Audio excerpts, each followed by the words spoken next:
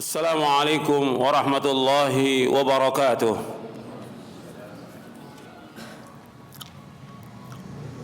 إن الحمد لله نحمده ونستعينه ونستغفره ونعوذ بالله من شرور أنفسنا ومن سيئات أعمالنا. من يهده الله فلا مضل له ومن يضلل فلا هادي له. أشهد أن لا إله إلا الله وحده لا شريك له وأشهد أن محمدا عبده ورسوله. يا أيها الذين آمنوا اتقوا الله حق تقاته ولا تموتن إلا وأنتم مسلمون. يا أيها الناس اتقوا ربكم الذي خلقكم من نفس واحدة وخلق منها زوجها وبث منهما رجالا كثيرا ونساء واتقوا الله الذي تساءلون به والأرحام إن الله كان عليكم رقيبا. يا أيها الذين آمنوا اتقوا الله وقولوا قولا سديدا يصلح لكم أعمالكم ويغفر لكم ذنوبكم ومن يطع الله ورسوله فقد فاز فوزا عظيما.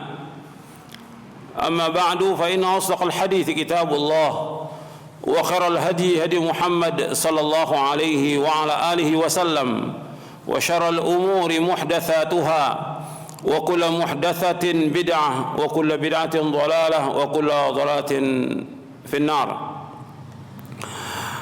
Ayolah ikhwah azakumullah, kepada seluruh jamaah Masjid Imam Ahmad bin Hanbal, seluruh pemirsa TV Roja dan Radio Roja, alhamdulillah kita bersyukur kepada Allah Subhanahu wa taala atas segala nikmat yang Allah karuniakan kepada kita. Nikmat Islam, nikmat iman, nikmat sehat, nikmat afiah, nikmat dijauhkan oleh Allah dari berbagai macam malapetaka. Dan kita bersyukur kepada Allah Subhanahu wa taala atas segala nikmat yang Allah karuniakan kepada kita, dan kita bersyukur atas nikmat Islam, atas nikmat sunnah, dan juga nikmat diberikan hidayah taufik untuk selalu dan senantiasa menuntut ilmu syar'i yang merupakan kewajiban atas setiap muslim dan muslimah. Kepada ikhwan dan akhwat yang dimuliakan oleh Allah SWT, pada hari ini kita akan lanjutkan kajian kita dari syarah Aqidah Ahlussunnah wal Jamaah, dan kita sudah masuk poin yang ke-79 dari syarah Aqidah Ahlussunnah wal Jamaah, poin yang ke-79. Ahlussunnah wal Jamaah mengajak manusia kepada akhlak yang mulia dan amal-amal yang baik, serta melarang dari akhlak yang buruk. Jadi poin ke-79 dari akidah Ahlussunnah wal Jamaah, Ahlussunnah wal Jamaah mengajak manusia kepada akhlak yang mulia dan amal-amal yang baik, serta melarang dari akhlak yang buruk. Di antara ciri Ahlussunnah dan di antara ciri dakwah Ahlussunnah yaitu mengajak manusia kepada akhlak yang mulia. Sebab Rasulullah SAW diutus untuk mengajak manusia agar mereka beribadah hanya kepada Allah saja, dan juga Rasul diutus untuk memperbaiki akhlak manusia. Rasulullah SAW diutus oleh Allah untuk mengajak manusia beribadah hanya kepada Allah saja, menjauhkan segala macam perbuatan syirik, dan Rasulullah diutus untuk memperbaiki akhlak manusia. Yang pertama, bahwa Rasulullah mengajak manusia untuk mentauhidkan Allah, itulah dakwah Rasulullah dan semua dakwah para anbiya war rusul alaihi wassalatu wassalam. Sebagaimana Allah firmankan dalam surah An-Nahl ayat 36, "Walaqad ba'atsna fi kulli ummatin rasulan an i'budullaha wajtanibut taghut." Dan sungguh kami telah utus pada setiap umat seorang rasul. Setiap rasul semua dakwahnya an i'budullah, hendaklah akan beribadah hanya kepada Allah saja. Wajtanibut taghut, dan jauhkanlah taghut. Jadi semua nabi, semua rasul alaihi wassalatu wassalam dakwahnya mengajak manusia untuk beribadah hanya kepada Allah, untuk mentauhidkan Allah, mengikhlaskan ibadah hanya kepada Allah, menunjukkan seluruh bentuk ibadah hanya kepada Allah, dan menjauhkan segala macam perbuatan syirik. Jadi wajib kita mengikhlaskan ibadah kepada Allah karena diciptakannya manusia untuk beribadah kepada Allah. Wa ma khalaqtul jinna wal insa illa liya'budun. Dan tidaklah aku menciptakan jin dan manusia melainkan untuk beribadah kepadaku. Jadi dakwah ini harus dimulai dengan tauhid, mengajak manusia kepada tauhid, mengikhlaskan ibadah hanya kepada Allah. Ini dakwah para anbiya wa rasul alaihi wassalatu wassalam. Kemudian menjauhkan segala macam perbuatan syirik, menjauhkan semua yang disembah selain Allah, dan kita berlepas diri dari setiap apa-apa yang disembah selain Allah dan kepada orang-orang yang menyembah kepada selain Allah. Ini sikap yang dilakukan oleh para anbiya wa rasul. Ada wala dan ada bara, dan ini sudah kita bahas dalam kitab ini, Syarah Aqidah Ahlussunnah wal Jamaah. Kemudian yang kedua, dakwah para anbiya wa rasul alaihi wassalatu wassalam mengajak umat ini untuk berakhlak yang mulia. Bagaimana akhlak mereka kepada Allah, bagaimana akhlak mereka kepada Rasul, bagaimana akhlak mereka terhadap diri mereka sendiri, bagaimana akhlak mereka kepada orang tua, kepada sanak kerabat, kepada keluarga, kepada tetangga, dan kepada umumnya kaum muslimin. Bahwa Rasulullah SAW diutus oleh Allah sebagaimana Nabi bersabda sallallahu alaihi wasallam, "Bu'itstu liutammima makarimal akhlaq." Dalam riwayat yang lain disebutkan, "Bu'itstu liutammima salihal akhlaq." Aku diutus untuk menyempurnakan akhlak yang baik. Aku diutus oleh Allah untuk menyempurnakan akhlak yang baik. Bu'itstu liutammima makarimal akhlaq. Aku diutus untuk menyempurnakan. Berarti akhlak yang baik ini sudah ada pada umat-umat sebelum Nabi Muhammad sallallahu alaihi wasallam. Nabi datang untuk menyempurnakan. Bu'itstu liutammim. Aku diutus untuk menyempurnakan akhlak yang mulia. Jadi akhlak sudah ada, Nabi datang untuk menyempurnakan akhlak yang mulia. Sesungguhnya antara akhlak dengan akidah terdapat hubungan yang sangat kuat sekali. Karena akhlak yang baik sebagai bukti dari keimanan, dan akhlak yang buruk sebagai bukti atas lemahnya iman. Semakin sempurna akhlak seorang muslim, berarti semakin kuat imannya. Saya ulangi lagi dan antum perhatikan. Sesungguhnya antara akhlak dengan akidah terdapat hubungan yang sangat kuat sekali.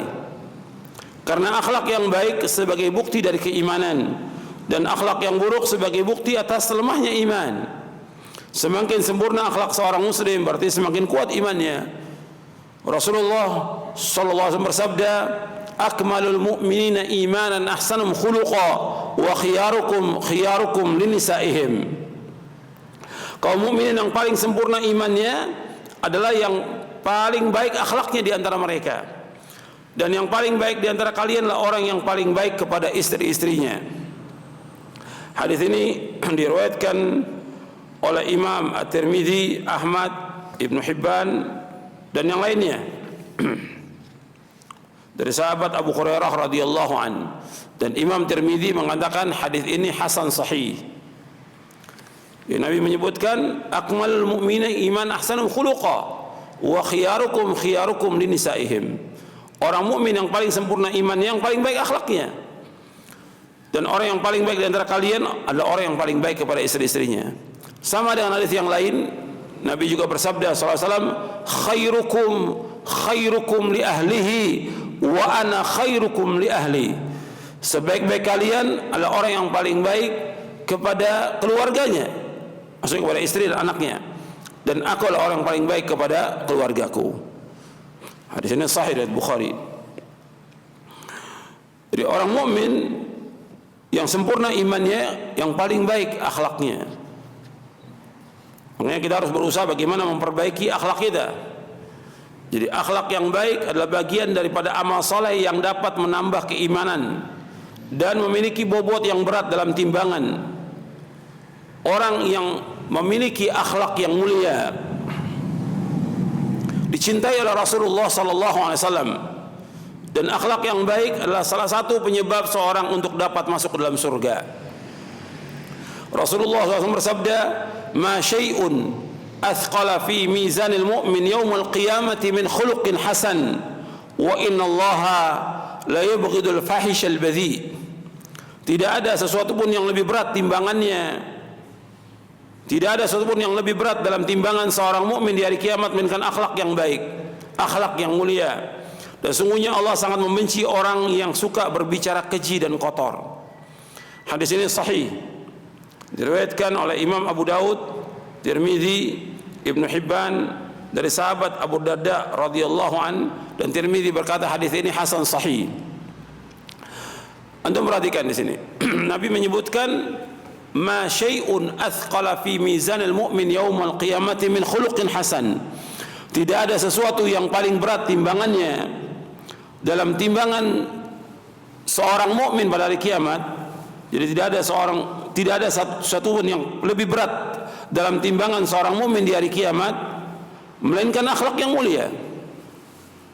Jadi akhlak yang mulia ini mempunyai timbangan yang berat sekali. Dan nanti kita akan bahas tentang contoh-contoh akhlak yang mulia yang disebutkan di dalam hadis-hadis Nabi yang sahih dan juga perkataan para ulama salaf tentang masalah ini. Jadi orang kalau dia mempunyai akhlak yang mulia, itu timbangannya berat pada hari kiamat. Kalau dia berbuat baik kepada orang tuanya, dia berkata jujur, berkata benar, sering dia menolong orang dan yang lain, ini akhlak yang mulia. Dia mencegah gangguan daripada orang lain, ini akhlak yang mulia. Maka timbangannya berat pada hari kiamat. Dia mempunyai rasa malu, juga nanti kita akan bahas tentang malu. Ini akhlak yang mulia. Bahkan semua agama punya akhlak, dan akhlak Islam ini malu. Kata Nabi, inna likulli dinin khuluqa wa khuluqul Islam al-haya. Setiap agama punya akhlak, dan akhlak Islam ini malu. Timbangannya berat pada hari kiamat orang-orang yang punya akhlak yang mulia, yang nanti kita akan bahas contohnya akhlak-akhlak yang mulia. Kemudian disebutkan lagi, wa innallaha la yubghidul fahishal badhi. Sesungguhnya Allah membenci orang yang mulutnya kotor, mulutnya jorok, mulutnya kasar. Allah enggak senang.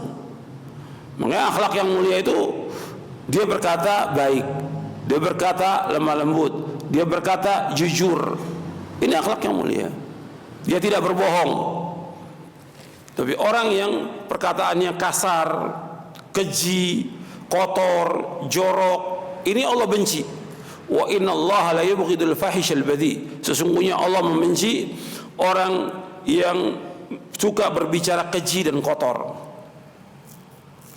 Nabi juga SAW bersabda, inna min ahabbikum ilayya wa aqrabikum minni majlisan yaumal qiyamati ahasinakum akhlaqa. Sesungguhnya orang yang paling aku cintai di antara kalian dan yang paling dekat majlisnya denganku pada hari kiamat adalah yang paling baik akhlaknya.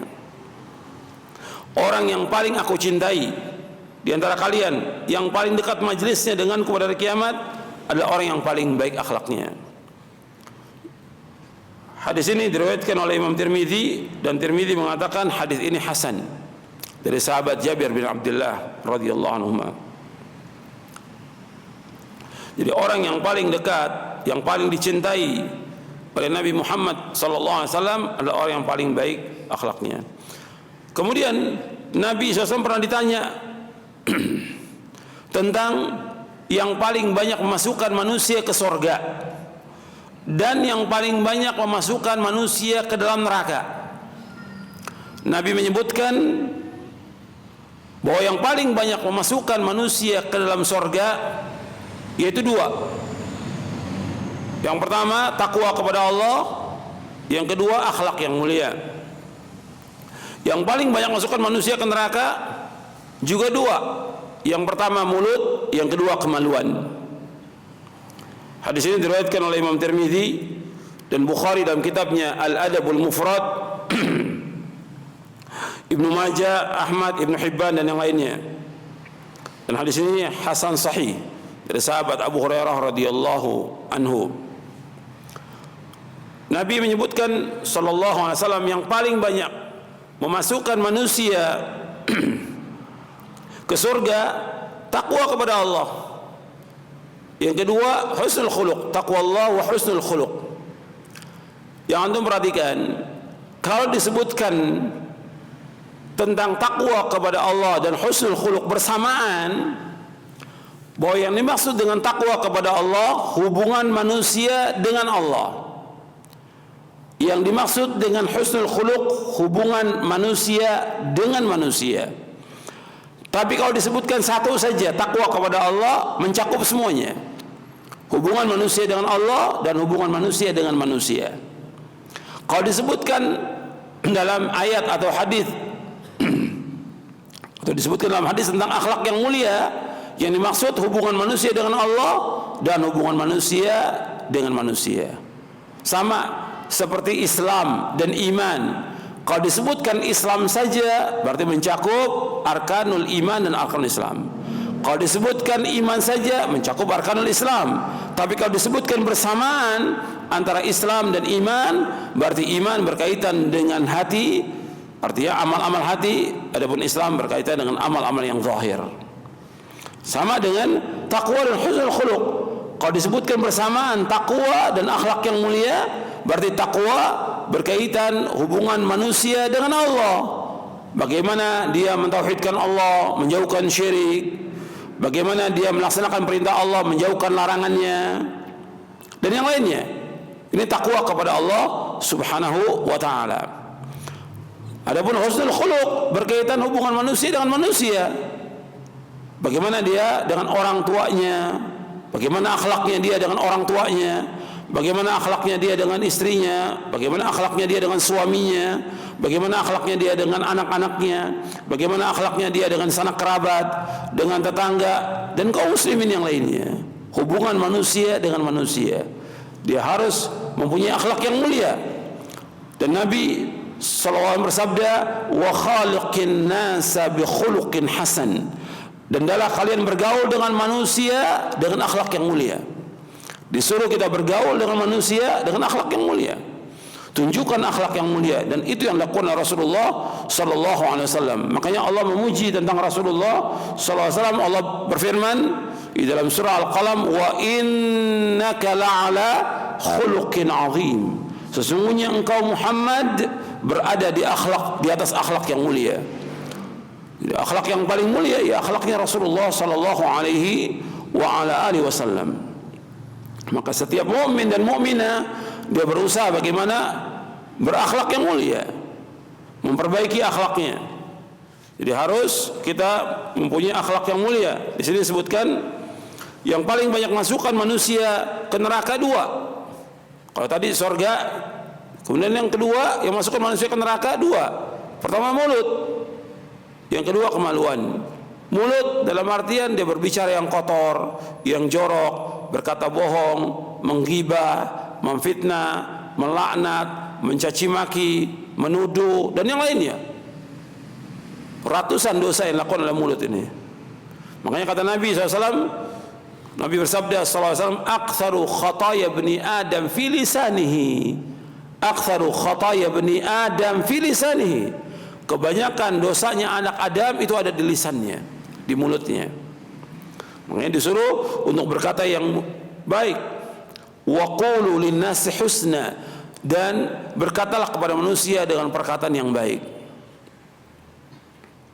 Yang kedua kemaluan, itu ya berzina, melakukan homo atau yang lainnya. Ini perbuatan yang tercela, perbuatan yang hina, perbuatan yang kotor, perbuatan yang jorok dan akhlak dan moral yang rusak, yaitu berzina atau melakukan perbuatan homo. Dan Allah berfirman, wala taqrabuz zina innahu kana fahishatan wa sa'a sabila. Jangan kalian mendekati zina, karena zina itu merupakan perbuatan yang keji dan dosa besar dan sejelek-jelek jalan. Jadi kita kembali kepada di sini bahwa yang paling banyak masukkan manusia ke surga akhlak yang mulia, takwa kepada Allah dan akhlak yang mulia. Dan yang paling banyak memasukkan manusia neraka mulut dan kemaluan. Makanya Ahlussunnah memerintahkan kita untuk berbuat baik, mempunyai akhlak yang mulia, berbuat baik kepada kedua orang tua, kemudian silaturahim, berbuat baik kepada tetangga, artinya sanak kerabat, berbuat baik kepada sanak kerabat, menyambung silaturahim, berbuat baik kepada tetangga, berbuat baik kepada anak yatim, fakir miskin, ibnu sabil dan yang lainnya.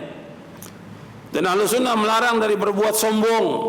Ini akhlak yang jelek, sombong, angkuh, zalim dan yang lainnya. Dan mereka ahlu sunnah memerintahkan untuk berakhlak yang mulia dan melarang dari akhlak yang hina. Al-Imam Abdullah ibn al-Mubarak rahimahullah, seorang tabi'i, beliau ketika ditanya tentang husnul khuluq, akhlak yang mulia, beliau menjawab bahwa akhlak yang mulia itu bastul wajhi wa badlul ma'ruf wa kaful adha.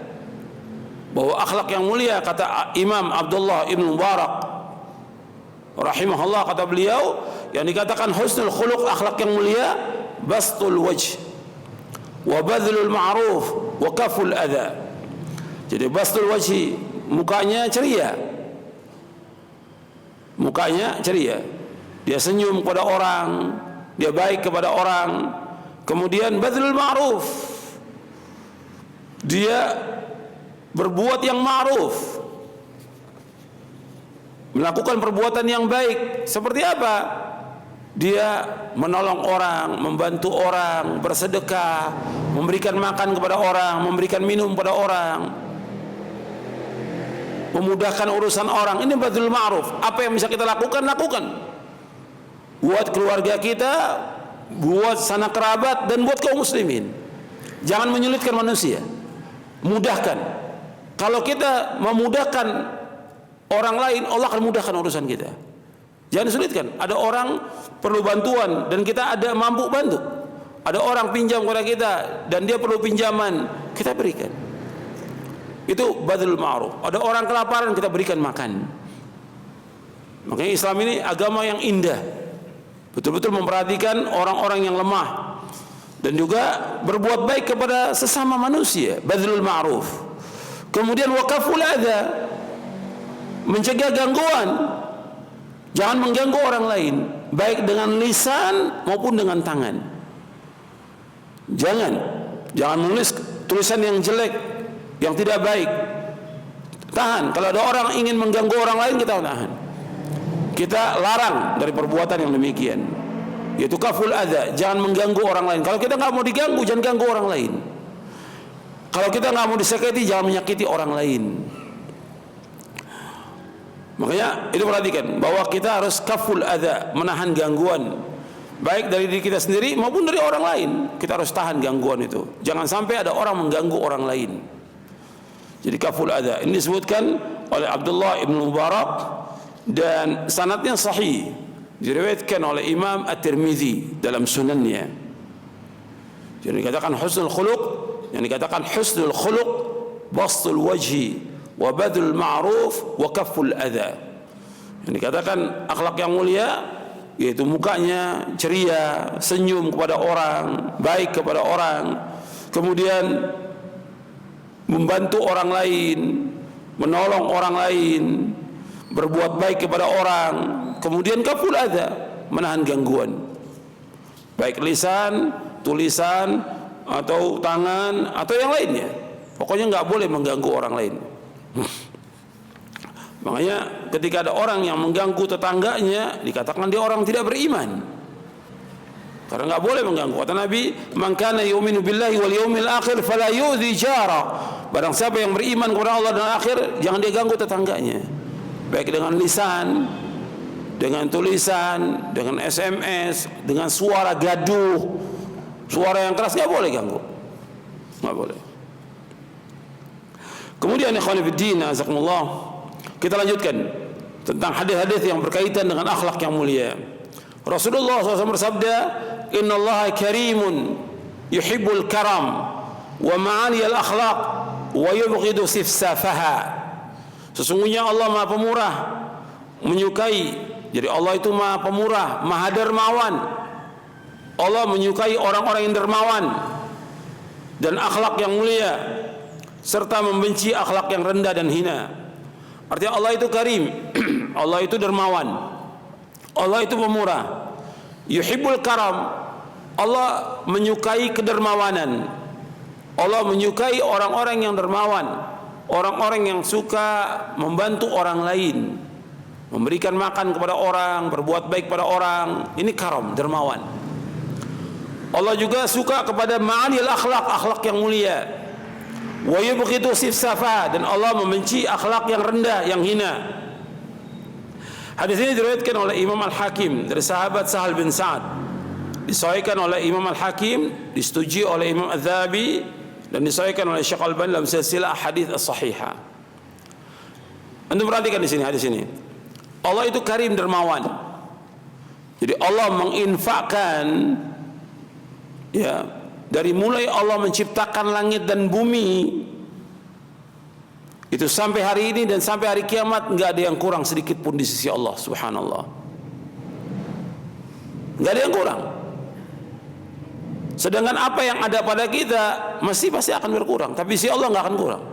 Ma indakum yanfadu wa ma indallahi baq. Apa yang ada pada kalian itu pasti habis, sedangkan yang di sisi Allah tidak akan habis. Jadi apa yang Allah berikan kepada semua di langit dan di bumi ini rezeki, nggak ada yang kurang di sisi Allah SWT. Terus diberikan oleh Allah. Setiap hari orang minta rezeki, setiap hari orang makan, setiap hari semua makhluk ini makan, diberikan semuanya oleh Allah, dan gak ada yang kurang sedikit pun di sisi Allah SWT. Subhanallah. Allah itu karim, dermawan, dan Allah juga maha pemurah. Maka disebutkan Ar-Rahman Ar-Rahim. Allah itu Rahman. Di antara rahmannya Allah memberikan kepada semua makhluk ini semuanya, makanan, minuman, air, oksigen, segala macam diberikan, hatta kepada orang kafir. Itu rahmannya Allah. Maka Allah itu karim, dan untuk orang yang beriman Allah itu rahim. Wa kana bil mu'mina rahima, dan Allah kepada orang mukmin itu rahim. Kemudian yuhibbul karam, Allah senang kepada orang yang karim, dermawan. Makanya seorang mukmin nggak boleh dia itu bakhil, pelit, kikir, nggak boleh. Kalau dia mukmin dia harus karam. Sebab kata Nabi SAW, la yajtami'u syuh wal imanu fi qalbi mu'min abada. Kata Nabi, tidak akan bertemu antara iman dengan kebakhilan di hati seorang mukmin selama-lamanya. Kalau dia orang yang beriman kepada Allah dan Rasulnya, iman kepada yaumul akhir, maka dia nggak boleh bakhil, nggak boleh pelit, nggak boleh kikir. Dia harus dermawan. Apa yang ada pada dia keluarkan. Nggak usah takut bahwa akan kurang, tidak. Apa yang kita sedekahkan, apa yang kita keluarkan tidak akan berkurang. Bukan tidak berkurang, tidak akan berkurang. Dengan dasar hadis Nabi SAW, ma naqasat sadaqatun min malin. Tidak akan berkurang harta dengan sebab sedekah. Maka Nabi orang yang paling dermawan. Allah suka kepada dermawan. Allah yuhibbul karam, Allah suka kedermawanan. Maka di antara akhlak yang mulia sebelum diutusnya Nabi Muhammad SAW, di kalangan orang Arab itu karam. Mereka dermawan. Ada tamu mereka hormati, ada makan mereka berikan, karam mereka. Makanya dipuji oleh Allah. Dan juga mereka berani, orang-orang Arab itu berani, nggak penakut, siap berperang dan siap mati mereka. Itu syaja'ah, dan ini puji oleh Rasulullah SAW. Artinya akhlak, di antara akhlak yang mulia itu karam, di antara akhlak yang mulia syaja'ah. Maka Nabi diutus untuk menyempurnakan akhlak ini. Cuma mereka tidak beriman, kemudian diajak mereka untuk beriman kepada Allah, kepada Rasulnya, dan yang lainnya. Jadi Allah mencintai orang yang karim, orang yang dermawan. Maka orang yang paling dermawan di muka bumi yaitu Rasulullah sallallahu alaihi wasallam. Kemudian wa ma'alil akhlaq, Allah juga mencintai akhlak yang tinggi, akhlak yang mulia. Seperti apa akhlak yang mulia? Secara umum ya tentang imannya kita kepada Allah, imannya kita kepada Rasul. Kemudian semangat kita dalam talabul ilmi, ini akhlak yang mulia. Jadi orang nuntut ilmu nggak boleh malas-malasan. Ada orang nuntut ilmu datang ke majelis ilmu tapi tidur, malas. Ini nggak boleh. Akhlak yang rendah itu sifat malas, itu akhlak yang rendah. Di sini disebutkan wa yubghidu sifsafaha. Allah membenci akhlak yang rendah. Seperti apa akhlak yang rendah? Penakut, pemalas, bakhil, pelit, kikir. Itu akhlak yang rendah. Dan yang lainnya akhlak yang rendah. Makanya akhlak yang mulia itu seorang mukmin harus punya semangat yang tinggi. Semangat yang tinggi dalam beribadah kepada Allah Ta'ala. Semangat yang tinggi dalam dia melakukan amal-amal soleh. Semangat yang tinggi dalam dia menuntut ilmu. Semangat yang tinggi dalam dia berbuat kebajikan. Semangat yang tinggi dalam semua hal. Itu ma'aliyal akhlak, akhlak yang mulia. Nggak boleh lemah, malas, dan yang lainnya nggak boleh. Kemudian Allah membenci akhlak yang rendah. Akhlak yang rendah, ya tadi saya sebutkan. Akhlak yang rendah itu pelit, kikir, bakhil, itu akhlak yang rendah. Malas, itu akhlak yang rendah. Nggak ada semangat dalam ibadah, nggak ada semangat untuk ini, akhlak yang rendah. Futur, arti tadinya semangat kemudian futur, nggak semangat lagi dalam ibadah. Ini akhlak yang rendah. Dalam Islam nggak boleh. Seorang mukmin harus terus semangat dan berlomba-lomba dalam kebaikan. Itu akhlak yang mulia yang dipuji oleh Allah dan dipuji oleh Rasulnya Sallallahu Alaihi Wasallam. Kemudian akhlak yang mulia ini akan meninggikan derajat seseorang di sisi Allah. Sebagaimana sabda Rasulullah SAW, Innal mu'mina la yudriku bihusni khuluqi darajat as-sa'imil qa'im. Sesungguhnya seorang mukmin dengan akhlaknya yang baik, dengan akhlaknya yang mulia, akan mencapai derajat orang yang puasa di siang hari dan sholat di tengah malam. Hadis ini diriwayatkan oleh Imam Abu Daud, Ibnu Hibban, dan Al-Hakim dari sahabat Aisyah radhiyallahu anha. Disahihkan oleh Al-Hakim, disetujui oleh Imam Az-Zahabi. Jadi seorang mukmin dengan akhlaknya yang mulia, dia bisa mencapai derajat orang yang puasa, orang yang bangun tengah malam. Orang bertanya, di mana kelebihan orang yang puasa? Luar biasa. Puasa itu punya keutamanya besar. Begitu juga orang yang bangun tengah malam. Kok bisa melebihi, akhlak ini bisa melebihi itu semua? Kita lihat gitu. Ya, tentang akhlak yang mulia. Kita bicara yang tadi dulu. Contoh akhlak yang mulia punya sifat apa tadi? Al-karam, dermawan. Sekarang dia melihat ada orang miskin, ada orang fakir, ada orang susah, didatangi oleh dia, dibantu. Apa keperluannya dia? Di hari itu nggak makan, nggak punya makanan, kita berikan makanan. Dia susah, jadi dia bermanfaat buat siapa? Buat dirinya, buat orang lain manfaat. Sedangkan tadi bicara soal puasa. Puasa ini untuk diri dia atau untuk orang lain? Untuk pribadi. Salat malam untuk pribadi dia sendiri. Tapi kalau sifat karom tadi, akhlak yang mulia itu, dia berkata yang baik, dia suka menolong orang, membantu orang lain, memberikan makan pada orang, bersedekah. Ini akhlak yang mulia. Dan nggak boleh dihitung apa yang dia sedekahkan. Siang malam dia bersedekah. Ini manfaat. Makanya akhlaknya dia yang mulia ini, maka derajatnya lebih tinggi daripada orang-orang yang berpuasa dan sholat malam. Karena orang yang puasa untuk dia sendiri, orang sholat malam untuk dia sendiri, orang yang i'tikaf untuk dia sendiri. Tapi orang yang jalan melihat orang-orang yang susah, membantu orang yang susah, dia derajat lebih tinggi. Makanya Nabi menyebutkan dalam hadis yang sahih, as-sa'i alal armalati wal miskini kal mujahidi fi sabilillah. As-sa'i alal armalati, orang yang berjalan mendatangi janda-janda yang miskin. Dan orang-orang miskin, dia berjalan membantu mereka, menolong mereka, memperhatikan keadaan mereka. Kal mujahidi fi sabilillah, seperti orang yang berjihad di jalan Allah. Jadi seorang mukmin itu harus memperhatikan keadaan orang-orang yang susah. Kalau ada orang yang minta bantuan, ya dibantu. Jangan dia tutup pintu bantuan kepada orang. Ada orang yang pinjamkan. Apa yang dia sanggup pinjamkan. Ya tentunya nggak semua orang minjam dia berikan seperti yang dia minta. Seberapa yang dia bisa lakukan, lakukan. Kalau dia itu ada. Kalau nggak ada, katakan nggak ada. Tapi kalau ada, jangan disimpan. Arti keberadaan dia bermanfaat buat orang lain. Makanya derajatnya tinggi, akhlaknya mulia, dan dia ucapkan dengan kalimat yang baik. Kalau dia nggak punya, dia ucapkan dengan kalimat yang baik.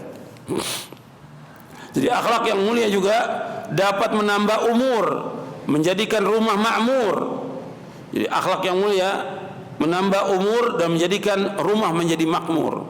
Sebagaimana sabda Rasulullah sallallahu alaihi wasallam, wa husnul khuluqi wa husnul jiwari ya'murani diyara wa yazidani fil a'mari. Akhlak yang baik, bertetangga yang baik, keduanya menjadikan rumah makmur dan menambah umur. Hadis ini diriwayatkan oleh Imam Ahmad dari sahabat Aisyah radhiyallahu anha dan sanadnya sahih. Dan harus kita perhatikan bahwa Rasulullah SAW adalah orang yang paling baik akhlaknya, paling baik akhlaknya dari semua manusia. Allah memuji dalam surah Al-Qalam ayat 4, wa innaka la'ala khuluqin azim. Sesungguhnya engkau Muhammad berada di atas akhlak yang mulia. Begitu juga kata Aisyah radhiyallahu anha, kana Rasulullah SAW ahsanan nasi khuluqa. Rasulullah SAW adalah orang yang paling baik akhlaknya. Kalau Rasul akhlaknya mulia, ya diikut oleh istri-istrinya dan juga oleh para sahabatnya. Maka para sahabat adalah orang yang paling baik akhlaknya. Di antara contoh akhlak yang mulia, di antara contoh ratusan bahkan ribuan akhlak yang mulia. Di antara contohnya saya sebutkan di sini, ikhlas dalam ilmu dan amal serta takut dari riya. Ya, seorang mukmin, seorang mukminah, dia harus berusaha dalam dia beramal ikhlas karena Allah. Dalam dia menuntut ilmu harus ikhlas. Dalam dia belajar harus ikhlas. Dalam dia berdakwah dia harus ikhlas. Dalam dia mengajar harus ikhlas. Dalam dia menjadi imam harus ikhlas. Ketika dia bersedekah harus ikhlas. Ketika dia berbuat baik kepada orang harus ikhlas. Ikhlas dasar. Sebab syarat diterimanya ibadah dua. Syarat diterimanya ibadah dua. Yang pertama ikhlas karena Allah, yang kedua ittiba, mengikuti Rasulullah SAW.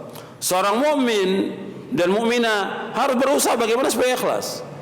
Karena tanpa keikhlasan nggak akan diterima ibadah itu. Allah berfirman, wa ma umiru illa liya'budullaha mukhlishina lahuddin. Dan tidaklah mereka diperintah untuk beribadah kepada Allah dengan ikhlas. Allah juga berfirman, fa'budillaha mukhlishan lahuddin. Beribadah kalian kepada Allah dengan ikhlas semata-mata agamanya. Jadi beribadah kepada Allah dengan ikhlas. Dan kita akan diterima, akan dicatat, akan dihitung, akan diberikan ganjaran tergantung keikhlasan kita. Innamal a'malu binniyat wa innamal likulli imri'in ma nawa. Sesungguhnya amal-amal itu tergantung dari niatnya, dan seorang akan diberikan ganjaran tergantung dari apa yang dia niatkan. Kalau dia ikhlas akan diterima. Tapi kalau dia tidak ikhlas nggak akan diterima. Jadi harus dilihat dia ikhlas atau tidak. Dia melakukan sesuatu amalan ikhlas atau tidak. Makanya harus penting. Maka ini masalah yang penting dan betul-betul harus kita perhatikan tentang masalah keikhlasan ini. Dan harus berusaha untuk ikhlas. Anda perhatikan ada seorang perawi Imam Bukhari, dia seorang ulama ahli hadis yang bernama Hisham Ad-Dustuwai. Dia selalu menuntut ilmu syar'i. Dia seorang ulama perawi hadis di dalam Sahih Bukhari. Dia mengatakan, saya belum pernah mengatakan saya nuntut ilmu ini ikhlas karena Allah. Kalau dia sudah berusaha bagaimana menuntut ilmu dengan ikhlas, tapi dia nggak mengatakan, saya ini nggak pernah mengatakan saya nuntut ilmu ikhlas karena Allah. Tapi dia berusaha untuk ikhlas. Apa kata Imam Az-Zahabi, komentar Imam Az-Zahabi dalam kitabnya Siyar A'lamin Nubala? Kata Imam Az-Zahabi, wallahi wala ana, demi Allah saya pun juga demikian. Artinya saya nggak pernah mengatakan saya ini ikhlas karena Allah, padahal dia sudah berusaha untuk ikhlas mata-mata karena Allah. Maka seorang mukmin yang berusaha, karena sulit untuk melawan niat ini. Sebagaimana dikatakan oleh Imam Sufyan Ats-Tsauri, ma'alajtu syai'an ashadda 'alayya min niyati. Tidak ada sesuatu yang paling berat atasku melainkan melawan niatku ini. Ya, niat itu betul-betul harus ikhlas karena Allah, semata-mata karena Allah, bukan karena manusia, bukan karena ingin dipuji oleh manusia, bukan karena ingin disanjung oleh manusia, bukan juga karena ingin mencari dunia, bukan. Dan juga bukan untuk memamerkan kepada orang lain, riya, nggak boleh. Jadi seorang yang beriman dia harus ikhlas karena Allah dalam dia menuntut ilmu, dalam dia mengamalkan, dan juga dia berlindung kepada Allah dari sifat riya ini. Sebab riya membatalkan amal dia. Kemudian yang kedua, jujur dalam segala hal dan menjauhkan dari sifat dusta. Jadi seorang mukmin dia harus jujur, berkata yang benar, nggak boleh dusta, nggak boleh bohong selama-lamanya. Maka Nabi adalah orang yang jujur, nggak pernah dusta. Seumur hidupnya Rasulullah sallallahu alaihi wasallam nggak pernah dusta, nggak pernah bohong. Makanya perhatikan, jujur akan membawa kepada kebaikan, jujur akan membawa kepada keberkahan, jujur akan membawa ke surga. Sedangkan bohong, dusta akan membawa kepada kejelekan, membawa kepada keburukan, membawa kepada kejahatan, dan akan membawa manusia ke neraka.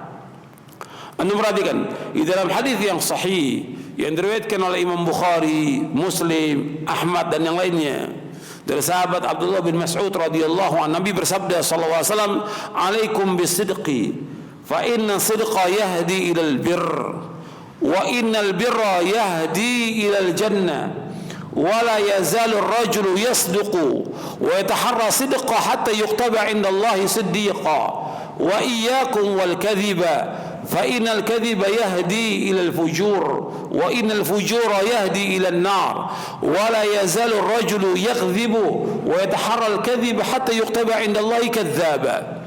Kata Rasulullah SAW, hendaklah kalian selalu berlaku jujur, selalu berkata benar, berkata jujur, bersikap jujur.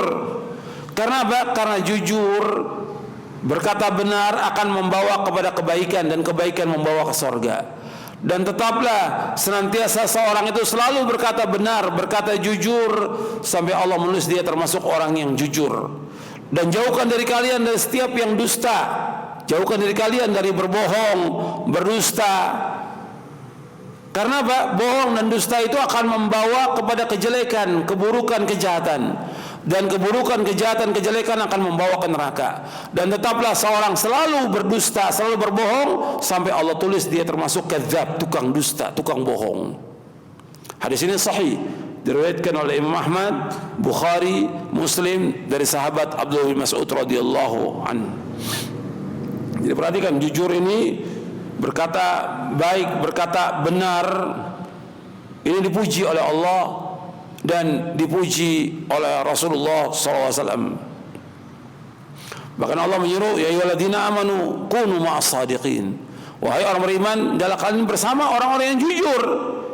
Siapa orang jujur? Yaitu para sahabat radhiyallahu anhum ajma'in. Wa kunu ma'as shadiqin, dia akan berkata jujur, jangan bohong. Kemudian yang ketiga, dia ada contoh akhlak yang mulia, bersungguh-sungguh dalam menunaikan amanah dan tidak khianat. Tunaikan amanah, jangan khianat.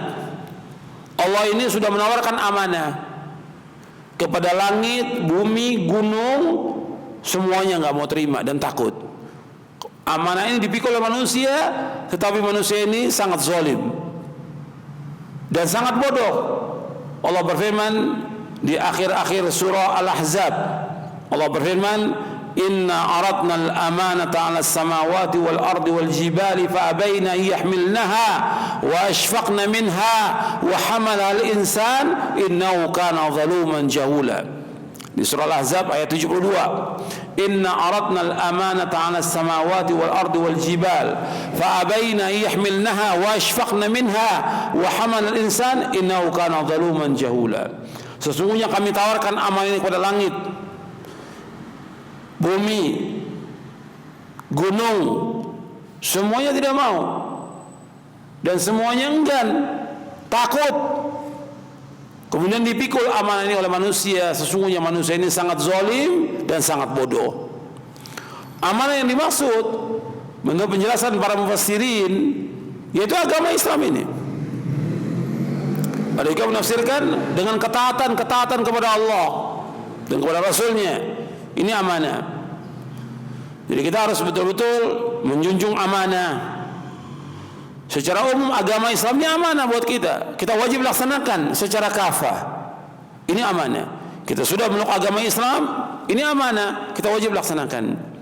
Begitu juga kalau kita sebagai orang Islam, kita wajib menuntut ilmu, ini amanah yang harus kita laksanakan. Karena kita sudah tahu menuntut ilmu hukumnya apa? Wajib. Talabul ilmi faridatun ala kulli muslimin. Menuntut ilmu itu wajib atas setiap muslim. Laksanakan amanah ini. Kemudian juga mengamalkan Islam, taat kepada Rasul, ini amanah, jalankan. Begitu juga kita sebagai kepala rumah tangga, maka ini amanah. Istri dan anak amanah, kita wajib jaga mereka, wajib mendidik mereka. Sebab Allah berfirman, ya ayyuhalladzina amanu qu anfusakum wa ahlikum nar. Wahai yang beriman, jaga diri kamu dan keluarga kamu dari neraka. Ini amanah. Kita wajib mendidik mereka di atas Islam yang benar. Yang ditinggalkan, yang dibiarkan mereka tidak tahu agama, dosa kepala rumah tangga itu. Kemudian juga kita diberikan amanah sebagai pimpinan. Kita kerja, kita usaha, kita dagang, ini amanah. Antum sebagai pegawai, itu amanah. Sebagai pegawai, antum sudah bikin perjanjian, jam 8 masuk, jam 4 pulang, laksanakan amanah itu. Nggak boleh khianat. Itu amanah. Dan antum sudah punya janji, ini termasuk janji dan juga amanah. Begitu juga antum diberikan amanah sebagai pemimpin atau pimpinan di bidang apa aja, antum wajib punya tanggung jawab. Akan ditanya oleh tanggung jawab kita sebagai pimpinan. Apakah pengurus masjid, apakah dia pengurus yayasan, apakah dia sebagai jabatannya di mana dia di kantor itu akan ditanya oleh Allah. Jadi amanah itu perhatikan. Begitu juga berkaitan dengan amal masalah uang yang dititipkan kepada kita, itu juga amanah. Apakah itu uang masjid, uang yayasan, uang negara, untuk sebagai pegawai diberikan amanah sebagai kasir, atau apa saja uang yang masuk, itu harus ada laporannya. Dan kemana uang itu, dari mana datangnya dan kemana dihabiskan, akan ditanya oleh Allah. Ini amanah. Jadi kita sebagai bendahara umpamanya, ini amanah, harus jelas ini uangnya kemana. Akan ditanya oleh Allah kalau seandainya kita khianat, itu berat. Sedikit aja yang kita ambil, itu hisabnya berat pada hari kiamat nanti. Dan ini fitnah. Makanya perhatikan, amanah itu luas maknanya. Makanya kita harus betul-betul memperhatikan tentang masalah amanah ini. Dan tidak khianat, karena khianat sifatnya siapa? Sifatnya orang munafik. Kata Nabi SAW dalam hadis yang sahih riwayat Bukhari dan Muslim, ayatul munafiki thalathun, idza haddatsa kadzaba wa idza wa'ada akhlafa wa idza tumina khana. Tanda orang munafik itu 3. Apabila dia berkata dusta, apabila berjanji menyalahi janji, apabila dia diberikan amanah khianat, ini munafik. Dalam riwayat yang lain disebutkan wa idza khasama fajar, apabila dia bertengkar mesti melewati batas. Ini orang munafik. Makanya perhatikan, kalau berkata harus jujur. Kalau dusta, ini sifat munafik. Kalau janji sama orang, penuhi janjinya. Perhatikan, kalau janji, penuhi janji. Jangan menyalahi janji, apa aja bentuknya yang kita berjanji. Sama orang kita akan datang, atau juga ini juga peringatan gua kepada para dai, para ustadz. Kalau udah janji kepada orang, dia mau datang, mau ceramah, harus datang. Nggak boleh menyalahi janji, nggak boleh khianat. Antum sudah janji dan orang sudah umumkan di mana-mana, antum nggak datang, nggak boleh. Dan itu bukan pekerjaan yang ringan. Orang sudah musyawarah sampai berkali-kali, sudah mengumpulkan orang, tiba-tiba nggak datang. Jawabannya enak, saya sakit. Enggak semudah itu. Orang sudah menguras tenaga, pikiran, bahkan juga mengeluarkan uang yang banyak untuk kedatangan kita, tiba-tiba kita nggak datang. Kecuali yang syari, nggak mungkin kita datang. Memang kita terkapar sakit, nggak mungkin kita berangkat. Itu jangan gampang-gampang menyalahi janji. Berat, nanti didoakan kejelekan oleh orang. Karena orang-orang yang kita berjanji, yang sudah kumpulkan orang banyak, kemudian kita nggak datang, dia merasa dizolimi. Kalau dia berdoa, makbul doanya. Itu harus perhatikan itu. Jadi janji. Begitu juga kalau kita utang, bayar, udah janji tulis, kita berjanji sama orang, penuhi janji itu. Tanggal berapa, bulan apa, harus catat. Kemudian bayarkan. Jangan menyalahi janji. Ini akhlak Islam. Dan jangan juga khianat. Kemudian yang keempat, menjunjung tinggi hak-hak Allah dan Rasulnya. Menjunjung tinggi hak-hak Allah dan Rasulnya. Seperti apa hak Allah itu? Ya, hak Allah adalah mentauhidkannya. Ini hak Allah yang paling besar. Haqqullah al-ibad ayya'buduhu wa la yusyriku bihi syai'a. Hak Allah yang paling besar, hendaknya mereka beribadah hanya kepada Allah dan mereka tidak boleh berbuat syirik. Ini hak Allah, wajib dipenuhi. Dari semua hak yang ada, yang pertama kali hak Allah dulu penuhi. Itu wajib beribadah hanya kepada Allah dan menjauhkan segala macam perbuatan syirik. Kemudian melaksanakan perintah-perintahnya, menjauhkan larangannya. Kemudian mensucikan Allah. Kita wajib menetapkan semua nama dan sifat-sifat Allah. Kita wajib memuliakan Allah. Enggak boleh kita mentakwil nama dan sifat Allah. Enggak boleh kita menyamakan dengan makhluknya. Enggak boleh kita mengingkarinya. Enggak boleh menanyakan tentang bagaimana sifat Allah. Dan ini sudah kita bahas di buku Syarah Aqidah di awal-awal ini. Tentang tauhid rububiyah, tauhid uluhiyah, tauhid asma wa sifat. Sudah kita bahas di buku ini, Syarah Aqidah Ahlussunnah wal Jamaah. Kemudian menjunjung hak Rasulullah. Rasulullah diutus oleh Allah SWT untuk diimani. Kita wajib beriman kepada Allah, wajib beriman kepada Rasulullah SAW. Kemudian kita wajib mentaati beliau. Allah mengutus Nabi Muhammad SAW untuk ditaati. Wajib menjauhkan apa yang beliau larang. Kita wajib membenarkan semua yang disampaikan oleh Nabi Muhammad SAW. Kita wajib beribadah kepada Allah menurut apa yang disyariatkan oleh Nabi Muhammad SAW. Kita wajib beribadah menurut apa yang disyariatkan oleh Nabi Muhammad SAW. Nggak boleh kita berbuat bid'ah, nggak boleh mengikuti hawa nafsu, nggak boleh mengadakan sesuatu yang baru agama yang Nabi nggak contohkan. Ini hak Rasulullah kita junjung. Kita wajib memuliakan beliau, membela beliau, membela sunnahnya, memuliakan istri-istrinya, memuliakan para sahabat. Ini hak beliau sallallahu alaihi wasallam. Kita juga diperintahkan oleh Allah untuk selalu mengucapkan salawat kepada Rasulullah sallallahu alaihi wasallam. Mengucapkan salawat. Sebab Allah berfirman, "Innallaha wa malaikatahu yusalluna 'alan nabi ya ayyuhalladzina amanu shallu 'alaihi wa sallimu taslima." Sesungguhnya Allah malaikatnya bersalawat kepada Rasulullah. Maka hendaklah kalian bersalawat dan salam kepada Rasulullah SAW. Jadi wahai orang beriman, hendaklah kalian salawat dan salam kepada Rasulullah SAW.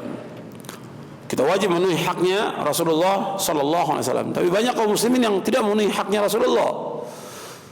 Dengan apa? Dengan melecehkan beliau, tidak melaksanakan sunnahnya, atau mencela sahabat, atau yang lainnya. Kita wajib memuliakan beliau dengan melaksanakan sunnah-sunnah Rasulullah SAW. Dan kita wajib mencintai beliau lebih dari kecintaan kita kepada semua manusia. Sebab Nabi bersabda, la yu'minu ahadukum hatta akuna habba ilaihi min walidihi wa waladihi wa nasi ajmain. Tidak beriman seorang dari kamu sehingga aku lebih dicintai daripada kecintaan dia kepada bapaknya, anaknya dan seluruh manusia. Hadis sahih riwayat Bukhari dan Muslim. Dari sahabat Anas bin Malik dan juga dari sahabat yang lainnya. Kemudian yang kelima, di antara contoh akhlak yang mulia, berusaha meninggalkan segala bentuk kemunafikan. Kita harus meninggalkan segala bentuk kemunafikan. Apa bentuk kemunafikan tadi yang saya sebutkan hadisnya? Apabila berkata dusta, apabila berjanji menyalahi janji, apabila dia bikin amanah khianat, apabila bertengkar melewati batas dan yang lainnya. Ini sifat-sifat nifak banyak, sifat-sifat munafik banyak, puluhan. Sifat munafik itu puluhan. Ya, di antara sifat munafik apa lagi? Seperti kalau dipanggil sholat berjamaah nggak mau datang dia kalau sholat berjamaah. Dipanggil azan, laki-laki ini yang wajib bagi laki-laki sholat berjamaah di masjid. Kalau perempuan nggak wajib, perempuan di rumah. Azan dikumandangkan nggak mau datang ke masjid. Ini sifat munafik. nggak mau datang ke masjid. Kalau sholat malas-malasan, kalau sholat riya dia. Wa idza qamu ila sholati qamu kusala yura'una an-nas wa la yadhkuruna Allah illa qalila. Jadi kalau mereka sholat malas, kalau mereka ibadah apa saja mesti riya, dan mereka tidak ingat kepada Allah kecuali sedikit. Orang munafik nggak banyak berzikir mereka. Orang munafik juga punya sifat apa? Bakhil, pelit. Orang munafik itu. Dan masih banyak puluhan sifat munafik yang Allah sebutkan dalam Al-Quran dan disebutkan oleh Rasulullah Sallallahu Alaihi Wasallam.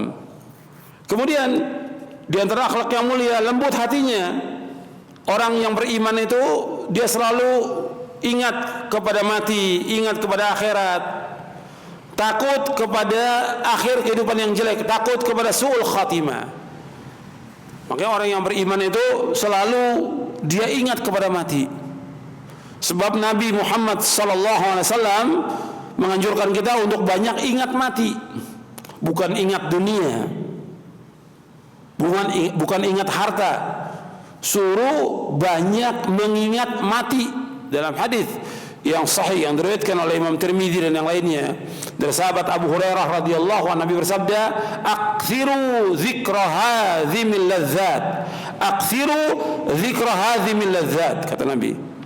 Hendaklah kalian banyak mengingat pemotong kelezatan, yaitu mati. Mati ini luar biasa banyak manfaatnya, ingat kepada mati. Dengan kita ingat kepada mati, kita akan zuhud kepada dunia, tidak tamak pada dunia. Dengan ingat kepada mati, kita akan mempersiapkan bekal untuk akhirat. Dengan ingat kepada mati, kita banyak melakukan amal-amal saleh. Dengan ingat mati, kita banyak berbuat kebajikan. Dengan ingat mati, kita akan banyak berzikir kepada Allah. Dengan ingat mati, kita menjauhkan perbuatan dosa dan maksiat.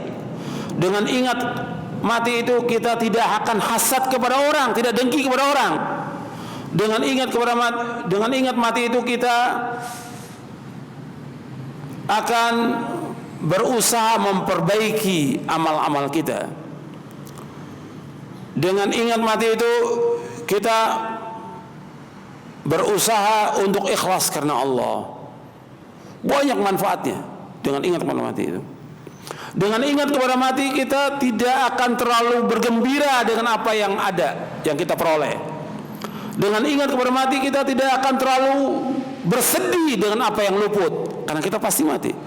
Umpamanya ada yang hilang dari kita, harta kita hilang, atau kebakaran, atau kebanjiran, dan yang nggak akan terlalu bersedih. Karena apa?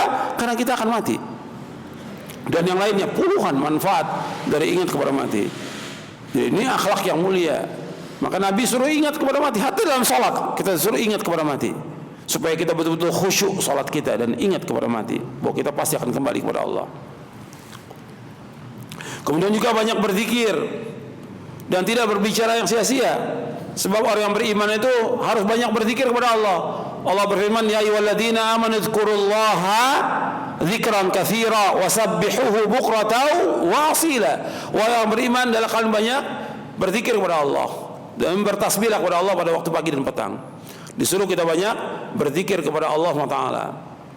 Kemudian banyak lagi yang lain, tawadu. Di antara akhlak yang mulia banyak bertaubat kepada Allah, bersungguh-sungguh untuk bertakwa, sibuk dengan aib kita sendiri, senantiasa menjaga lisan, kemudian pemalu. Jadi malu itu akhlak yang mulia. Malu itu maksudnya kita betul-betul memenuhi hak Allah dan kita meninggalkan perkara-perkara yang tercela dan tidak melanggar syariat. Itu malu. Seperti contoh malu. Bab ini al-haya la yati illa bi khair. Malu itu tidak akan mendatangkan kecuali baik. Ini akhlak yang mulia, malu ini. Malu kita berbuat dosa dan maksiat, itu benar malu. Malu kalau kita meninggalkan sholat berjamaah, itu benar. Malu kita mengambil hak orang lain. Malu kalau kita nggak bayar utang, ini benar. Tapi ada malu yang tidak benar. Seperti apa? Malu nuntut ilmu, ini nggak benar. Malu pakai jilbab, ini nggak benar. Malu sholat berjamaah, ini nggak benar. Bukan pada tempatnya. Jadi malu bukan berarti malu kalau dia membiarkan jenggotnya tumbuh, malu. Ini bukan pada tempatnya. Karena mencukur jenggot hukumnya haram dalam Islam. Dia harus memelihara jenggotnya. Karena itulah yang contohkan Rasulullah SAW dan para sahabatnya. Jadi kalau kita bahas tentang malu ini panjang, karena akhlak Islam itu malu. Banyak kaum muslimin nggak punya malu, dia nggak punya malu. Maka kita perbaiki akhlak kita, betul-betul kita malu. Seperti minta-minta pada orang, ini akhlak yang rendah, akhlak yang hina, minta-minta pada orang ini. Ini orang nggak punya malu, minta pada orang. Disuruh oleh Allah minta kepada Allah, jangan minta kepada manusia. Ketika dia minta kepada manusia, rusak dia akhlaknya, rusak juga apa? Akidahnya. Kenapa? Tentang masalah rezeki itu berkaitan dengan tauhid apa? Rezeki itu berkaitan dengan tauhid apa? Rububiyah. Rububiyah. Allah Khaliq, Allah Raziq. Allah yang menciptakan, Allah yang memberikan rezeki. Kenapa minta kepada manusia? Minta kepada Allah yang memberikan rezeki. Makanya minta-minta itu akhlak yang rendah, akhlak yang hina, dan orang itu nggak punya malu. Makanya akibatnya apa? Orang yang suka minta-minta kepada orang, kepada temannya, ustadz minta kepada muridnya, murid minta kepada ustadznya, murid minta sama murid, nggak boleh dalam Islam. Hatta minta permen anak kita jangan ajarkan itu. Jangan kasih dia untuk minta kepada temannya. Kalau dia ada orang beri boleh kita terima, tapi minta atas permen jangan, nggak boleh. Minta-minta ini hukumnya haram dalam Islam. Makanya akibat orang minta-minta di hari kiamat nggak ada itu, mukanya nggak ada. Walaysa fi wajhi muzza'atul lahmin, kata Nabi. Orang yang suka minta-minta itu di hari kiamat nggak ada mukanya, tengkorak aja dia. Waliyadzubillah, nasallallahu wal afiyah. Dan yang lain lagi, akhlak yang lain masih banyak. Itu diantaranya yang bisa saya sampaikan. Mudah-mudahan bermanfaat apa yang saya sampaikan. Dan mudah-mudahan kita berusaha menjadi orang yang punya akhlak yang mulia. Dan kita harus berusaha dan minta kepada Allah agar Allah menunjuki kita kepada akhlak yang mulia. Sebagaimana doanya Nabi Muhammad SAW, Allahumma hdina li ahsanil akhlaq la yahdi li ahsani illa anta. Allahumma hdini li ahsanil akhlaq la yahdi li ahsani illa anta wasrif anni sayyi'aha la yasrifu anni sayyi'a illa anta. Ya Allah, tunjukilah aku kepada akhlak yang mulia, karena enggak ada yang bisa menunjuki aku kepada akhlak yang mulia kecuali Engkau ya Allah. Dan cegahlah aku ya Allah, jauhkan aku, palingkan aku dari akhlak yang jelek, karena enggak ada yang bisa memalingkannya daripada akhlak yang jelek kecuali Engkau ya Allah. Dia minta kepada Allah di waktu siang, di waktu malam. Dan juga ada beberapa doa yang Nabi juga berdoa, Allahumma jannibna muqarridil akhlaq wal a'mal wal ahwa wal adwa. Ya Allah, jauhkan kami dari akhlak yang jelek, akhlak yang mungkar. Kemudian juga dari mengikuti hawa nafsu, dan juga dari berbagai macam penyakit yang berbahaya. Ya Allah, jauhkan kami dari akhlak yang jelek, yang mungkar, dari amal-amal yang jelek dan mungkar. Kemudian juga dari berbagai hawa nafsu dan juga penyakit yang berbahaya. Nabi juga pernah berdoa, Allahumma kama hassanta khalqi fahassin khuluqi. Ya Allah, sebagaimana Engkau memperbaiki bentuk tubuhku, perbaikilah akhlakku. Doa terus kepada Allah SWT, minta kepada Allah agar kita diberikan dan dikaruniakan akhlak yang mulia. Ya, mudah-mudahan apa yang saya sampaikan ini bermanfaat, dan juga diantara juga yang dicintai oleh Allah yaitu akhlak yang mulia. Sebagai pembahasan kita pada hari ini, dengan kalau kita berakhlak yang mulia dengan contoh-contoh yang tadi, berlaku jujur, berbuat baik pada orang tua, kepada istri, kepada anak, kepada tetangga, memenuhi janji, melaksanakan amanah, pemalu dan yang lainnya, maka kita pasti akan dicintai oleh Allah dan juga dicintai oleh makhluk. Mudah-mudahan bermanfaat apa yang kita kaji dan dapat kita amalkan. Mudah-mudahan Allah memberikan hidayah taufik kepada kita untuk dapat mengamalkannya, dan diberikan kita akhlak yang mulia kepada kita dan kepada keluarga kita. Wassallallahu Nabi Muhammadin sallallahu alaihi wasallam. Kurang lebihnya saya mohon maaf. Subhanakallahumma bihamdik asyhadu an la ilaha illa anta astaghfiruka wa atubu ilaik. Assalamualaikum warahmatullahi wabarakatuh.